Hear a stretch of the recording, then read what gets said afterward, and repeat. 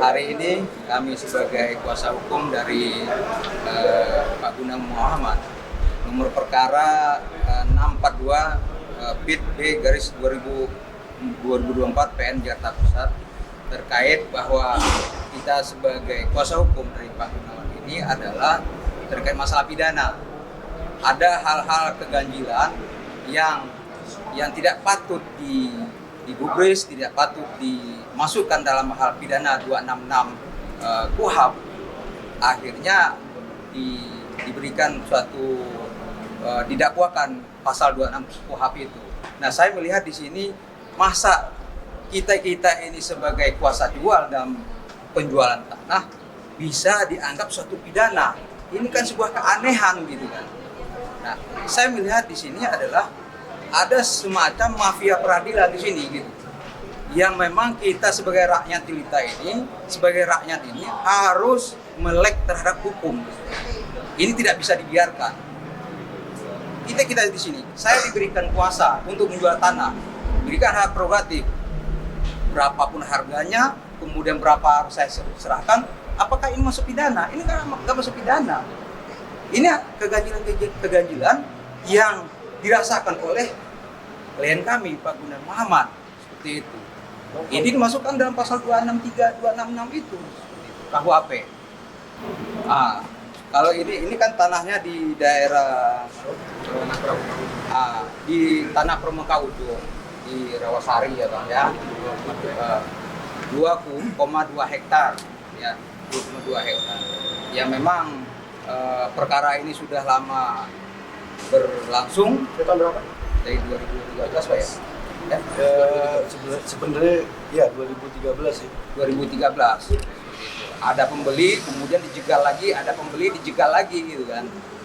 Banyaklah bahwa ini sengketa, bahwa ini begini. Akhirnya ini menjadi buyar lagi sebetulnya. Ini masalah perdata kok, ya kan?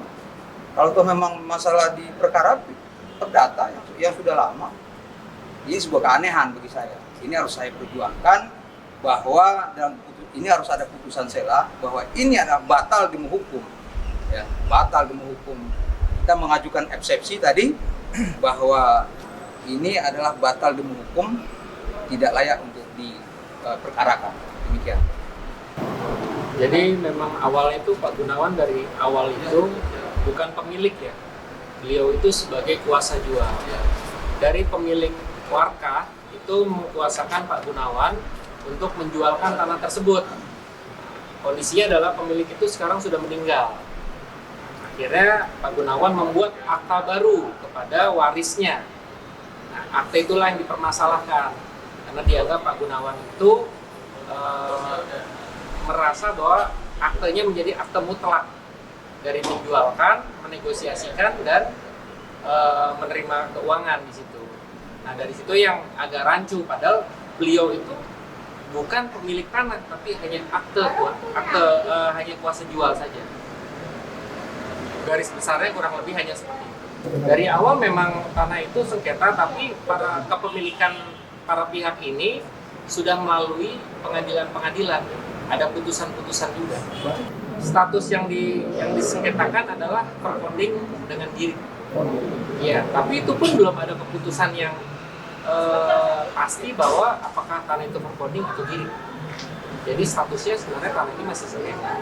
Ini pelapor saya, jujur dia di PK segala macam udah kalah ya. Iya, yang saya bingung dengan yang kalah itu bisa melaporkan gitu loh. Bahkan sampai dari kasasi, PK, TUN semua kalah semua. Ini pelapor siapa? Kok ini pelapor udah kalah kemarin di PK? Kok bisa ngelaporin saya? Lucu. Pelapor yang menang gitu loh. Jadi saya melihat di sini saya perlu tegaskan kepada masyarakat. Kalau ada intimidasi seperti ini, masyarakat yang kemudian tidak tahu apa-apa, kita semua bisa salah aja nanti di hadapan penyidik. Oh kamu salah, oh kamu begini. Hukum ini mau dibawa kemana? Tidak ada supremasi hukum. Ya, buat apa kita punya undang-undang, punya begini? Ya, kemudian di sini ada pesanan-pesanan. Wah dia harus tangkap, dia harus ditangkap. Nah, ini kan bahaya dalam bahwa kita ini adalah negara hukum, yang kita junjung adalah hukum itu sendiri. Siapa aja bisa kena yang seperti ini. Yang tidak layak kemudian diperkarakan gitu. Nah, ini kerancuan sebetulnya yang perlu kita tegaskan. Nah, kalau ada sesuatu di masyarakat, jangan mau diikuti, harus bersuara kita. Kita siap untuk membantu masyarakat melakukan sebuah pencerahan bahwa negara kita negara hukum, jangan takut kita. Jadi sidang eksepsi kita membacakan FCC yang sudah kita tuliskan di sini bahwa kita menuntut kepada hakim itu ada beberapa poin. Pertama adalah kita menuntut kepada hakim menerima seluruh eksepsi yang kita ajukan oleh penasihat hukum terdakwa dalam perkara tersebut. Yang kedua, menyatakan surat dakwaan penuntut umum batal demi hukum, atau setidak-tidaknya menyatakan surat dakwaan penuntut umum itu tidak dapat diterima. Yang ketiga, menyatakan bahwa pengadilan negeri Jakarta Pusat tidak berwenang mengadili perkara ini. Saya pikir ini harus kita tegaskan, batal demi hukum. Nah, kita menggugah hakim mengenai sebuah adagium bahwa hakim lebih baik melepaskan 1000 orang bersalah daripada menghukum 1 orang yang tidak bersalah. Artinya disinilah objektivitas hakim, disinilah bahwa hakim sebagai wakil Tuhan di dunia ini, ya dia harus objektif. Tidak ada pesanan-pesanan. Kita harus gugat gitu. Kita harus bersuara sebagai masyarakat, sebagai rakyat. Demikian. Ya, sesuai dengan tadi diarahan oleh tim hukum saya, kuasa hukum saya, yang minta dilepaskan lah dari semua tuduhan yang disangkakan ke saya. Karena hanya saya sebagai kuasa kok, bukan sebagai apa-apa. Sudah jelas dalam penyidikan di Barreskrim Mabes Polri pun sudah ahli waris sudah menyatakan bahwa saya hanya penerima kuasa dari kakaknya almarhum pemberi kuasa, dan saya tidak pernah memberikan surat 1 lembar pun. Tapi saya disangkakan membuat surat palsu. Surat palsu dari mana? Saya semua surat dari ahli waris kok. Lucu gitu buat saya. Ini mesti diusut tuntas sudah di Barreskrim sampai kejaksaan, kok bisa P21, harusnya P19. Lagi pula saya punya laporan Barreskrim dari tahun 2022, hampir 3 tahun jalan. Kenapa baru sekarang tiba-tiba saya tersangka P21? Cuma aneh buat saya. Ini fungsinya ini seperti apa nih Pak? Ini dari kejaksaan ya? Iya, jadi ini semacam detektor. Jadi kita tidak bisa kemana-mana. Ini saya lihat juga ada kejanggalan di sini.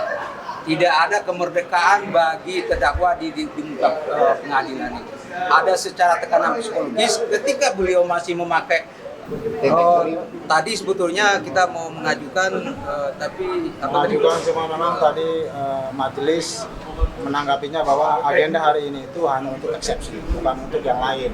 Karena usulan saya tidak dilanjutkan terkait dengan ditaruhnya atau ditempatkannya alat seperti itu. Ya, demikian. Pasti kita akan melaporkan hal-hal yang demikian, karena demi hukum kita akan berjuang.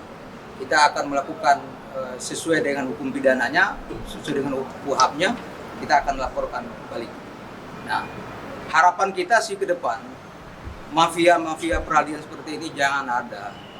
Yang disengsarakan itu adalah rakyat.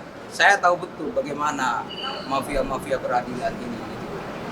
Ini harus kita berantas.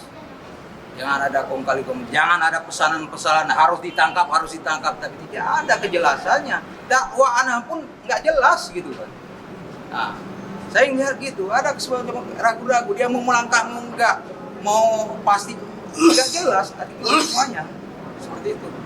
Dakwaannya nggak jelas, makanya saya bantah dari eksepsi itu, dibatal di